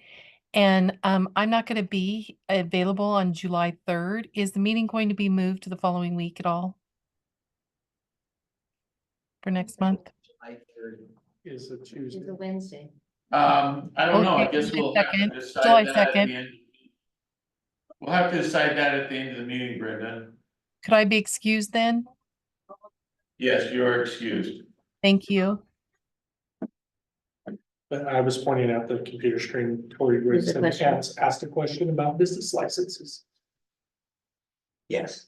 That would include that, her question. So she's asking about sidewalk businesses. Mhm. Yes, there's a category specifically for. Yeah, that was, I saw that in there Yeah. too. The caveat was, under 18 and gave some examples of. Like. limiting- Oh, there are exceptions to the business Right. license, yes, but a pop-up sidewalk business, the company that's got the fruit folks all over, They're gonna The have to get a retail- license. they will be required to get a license or permit under this, yes. Are they also required to get to provide a copy of their license from the health department in order to get a license from here? Yeah, this is the rough draft we want your input on, we're gonna go get other input on. That's the piece that, we need to, we'll probably do some of that internally. Where we'll say, look, here's the other licenses you have to have. There is a requirement that you have to have those other licenses. We've not delineated them in here. I'm not sure what all other licenses they need to have. So that's a task for us to do so that we can make sure that when they come and ask us, we'll say, according to our information, you also need this, or that. You'll need to provide that before we'll issue the city permit. I got a question. So will this affect people that do farmers markets? Or have at-home businesses that in the past they have not required? So for instance, if I cook food and I deal it direct to the customer, I don't think I have to have anything. As long as it is sold directly to the customer, I cannot sell it to a business and then they sell it for me or whatever. Does that make sense? So there are currently provisions in the development code for home-based businesses In Boardman or the state? in Boardman. Okay, thank So you. if you're operating a home-based business, There are currently provisions in our development code that you have to be compliant with. It doesn't require any permit. This will trigger you needing to have a business license. If you have an at-home business that you strictly sell either direct or. I don't care Gotcha. what you're doing, as long as you're doing it in compliance with what the Boardman Development Code says, and you obtain a business license, you're golden. Perfect. So those fruit vendors that come in and sell out of the bed of their U-Haul, they would need to. They would need to obtain. So, I mean, the tamale lady, that's who I call the tamale lady. Yeah. The one that's at Mayor She's May. trying to make a Every buck, Friday. trying to sell, I mean, But Same she's gonna be, she's one of my issues here about this sidewalk vendor business. Because she is causing a traffic hazard up there. And so we're either gonna have to over tell her location, right? to There's move, parts. that she cannot use one parking spot on the side of the road. And people running from Sinclair across the Banner Bank is road. usually what the issue is. on No, Friday. she's moved. She used to be on the city's parking lot by Banner Bank. Yep, And we should make her go back there. Because now she's parking on that end. When you go. In spot, right on the Yeah, Boardman Avenue. yeah, to Boardman Avenue. She's parking right there in that end slot. it is causing. Oh, my God, it's Yeah. terrible up there on Friday. I mean, it's bad without tamales. And so something's gonna have to be done. But Mr. Policeman, you have to have an ordinance. Enforced. Yes. And I think, Safety, I'm sorry, we asked you to kindly, I can't make it, but unless it's a public safety issue, we probably encourage her. I don't know why she moved from, wherever she was. yeah. Access, maybe. Because there's another car. Unless we have. Response that there's concern for pedestrian crossing and location and stuff. Yeah, it's terrible.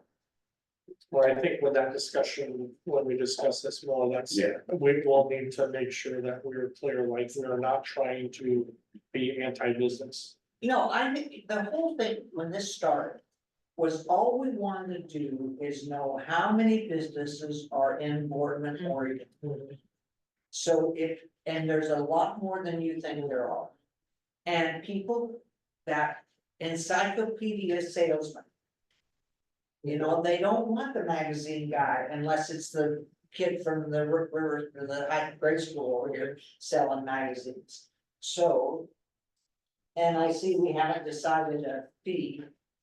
You know, I I believe think you it guys was $25, right?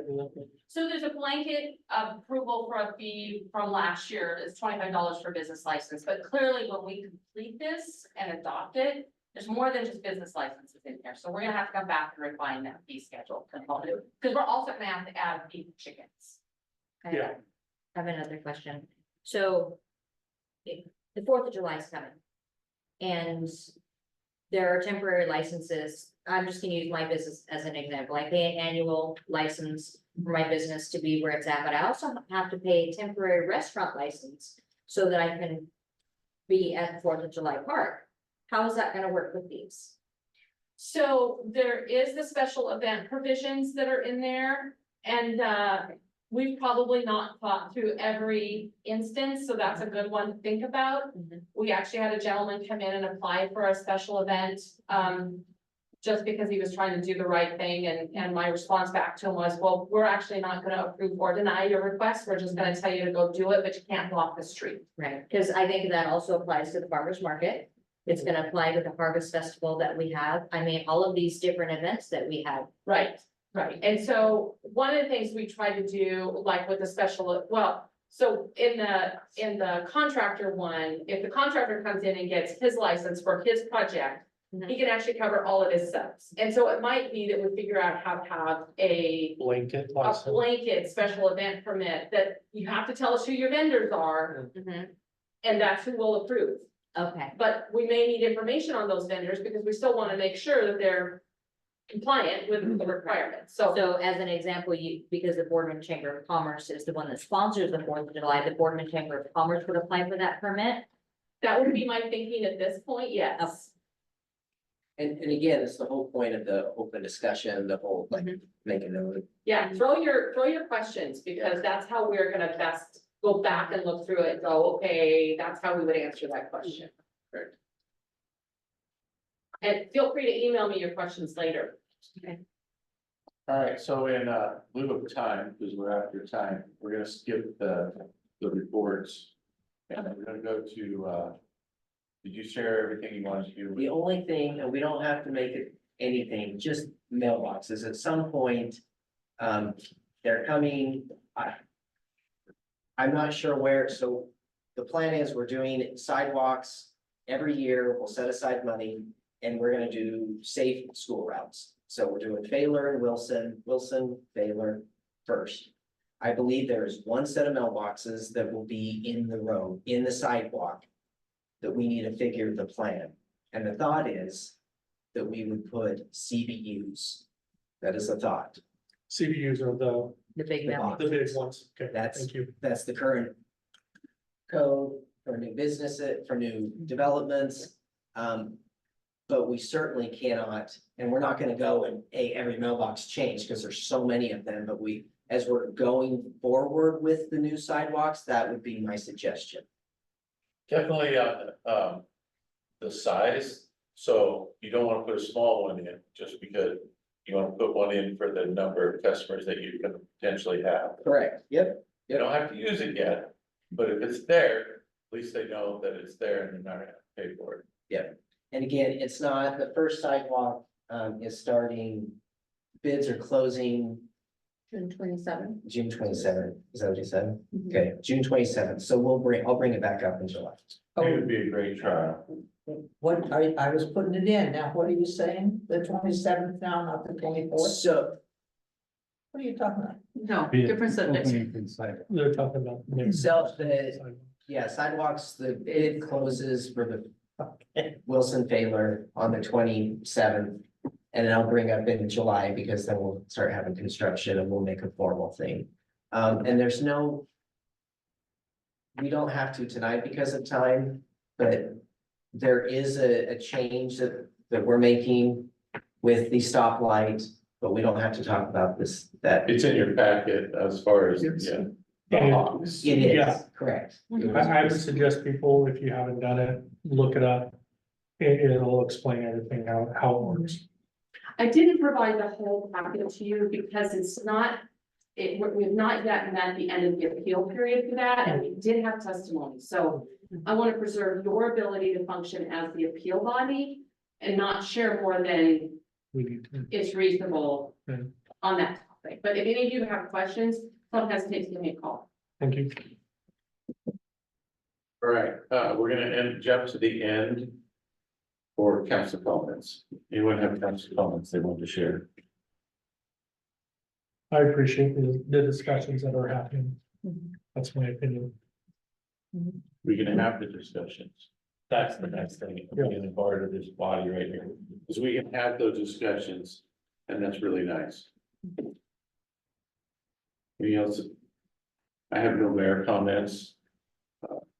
Other than, I'm glad Yvonne came, I'm glad she came, that's what we need people to do when they want something. That's cool. We need to discuss July 3rd. Second. It's the day before the 4th. It's July 2nd. I don't know if Brenda was going to. It's July 2nd. Thank you for that, I was just trusting The her. next city council meeting. Yeah. Yeah. But Do we want to keep it on the second, or do we want to, Yeah, it's July 2nd. It's up to you guys. I can make July 2nd. I'm fine with the second. It just can't be July 3rd. I already mentioned this. yeah, no, I think. Well, you just be excused. I wouldn't be here. We excused you. Yeah. July 2nd, we'll stay with it. So for the record, Brenda, July 2nd. She's not on there, No, but she- in case she listens. Got back and like, July 2nd will be our council meeting. And this meeting is adjourned. So what do you say?